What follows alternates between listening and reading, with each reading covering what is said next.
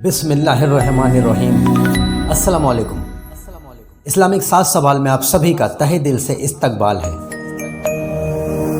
سبھی حضرات ویڈیو کو لائک، شیئر اور چینل کو سبسکرائب ضرور کریں تاکہ آگے بھی ہم اسی طرح کی ویڈیو آپ لوگوں تک پہنچاتے رہیں۔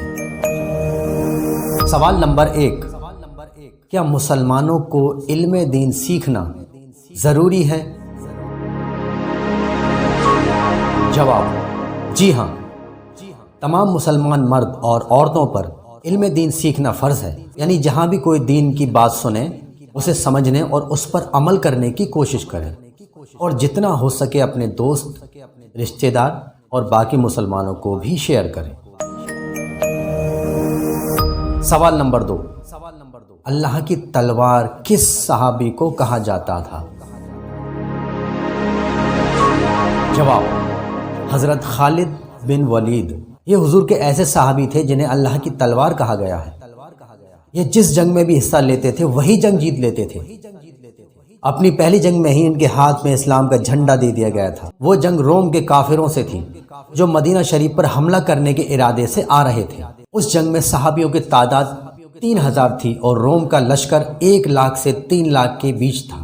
لیکن جب اسلام کا جھنڈا خالد بن ولید کے ہاتھ میں آیا تو اللہ کے رسول نے فرمایا، اب اللہ نے اپنی تلواروں میں سے ایک تلوار نکال لی ہے۔ پھر انہوں نے صبح فجر سے لے کر شام تک جنگ لڑی، بے شمار اسلام کے دشمنوں کو جہنم پہنچایا، اور اس دن لڑتے ہوئے ان کے ہاتھ سے 9 تلواریں ٹوٹی، اور آخر میں مسلمانوں کی فتح ہوئی اور روم کے کفار الٹے پاؤں بھاگ کھڑے ہوئے۔ سوال نمبر 3، کون سے نبی تھے جن کے ساتھ پہاڑ بھی تسبیح پڑھتے تھے؟ جواب، حضرت داؤد علیہ السلام۔ اللہ نے حضرت داؤد علیہ السلام کو یہ معجزہ عطا فرمایا تھا کہ آپ جب بھی اللہ کی شان میں تسبیح پڑھتے تو آپ کے ساتھ تمام پہاڑ بھی تسبیح پڑھا کرتے تھے۔ سوال نمبر 4، نکاح کے لیے کون سا دن بہتر ہے؟ جواب، یوں تو نکاح کسی بھی دن اور کسی بھی وقت کر سکتے ہیں، لیکن جمعے کا دن نکاح اور تمام نیک کاموں کے لیے زیادہ افضل ہے۔ سوال نمبر 5، کیا قبرستان میں اگربتیاں جلانا صحیح ہے؟ جواب، غلط ہے۔ لوگ قبرستان میں مردوں کو دفنانے اور ان کے لیے مغفرت کی دعا کرنے کے لیے جاتے ہیں۔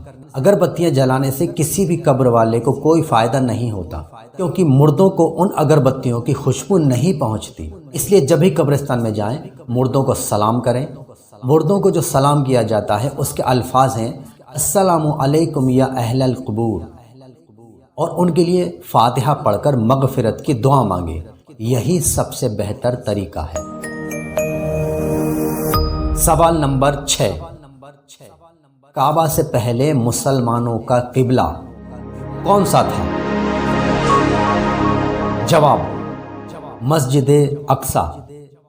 یوں تو مسلمانوں کا قبلہ شروع سے ہی مکہ یعنی کعبہ رہا ہے۔ جب آپ اس دنیا کا میپ یعنی نقشہ دیکھیں گے تو آپ کو پتہ چلے گا کہ مکہ اس پوری زمین یعنی دنیا کے بالکل بیچوں بیچ ہے، اسی لیے مکہ کو سینٹر آف دا ورلڈ بھی کہا جاتا ہے۔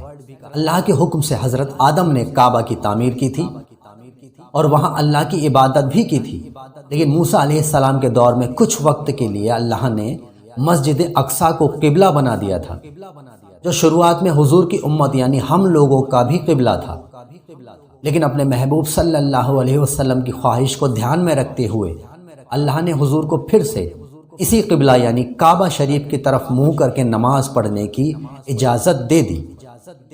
اس وقت حضور ظہر کی نماز پڑھ رہے تھے۔ جیسے ہی اللہ کا حکم آیا حضور نماز کی حالت میں ہی کعبہ شریف کی طرف گھوم گئے، اور تبھی سے اللہ نے قیامت تک مسلمانوں کے لیے ایک بار پھر سے کعبہ شریف کو ہی قبلہ بنا دیا۔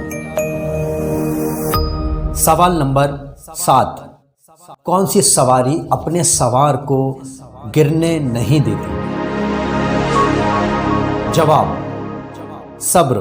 حضرت علی نے فرمایا کہ صبر ایسی سواری ہے جو کبھی بھی اپنے سوار کو گرنے نہیں دیتی، یعنی جب بھی کوئی مشکل پیش آئے تو ہر مسلمان کو چاہیے کہ صبر کرے اور اللہ کا شکر کرے۔ اللہ ہم سب مسلمانوں کو علم دین سیکھنے اور سکھانے کی توفیق عطا فرمائے، آمین۔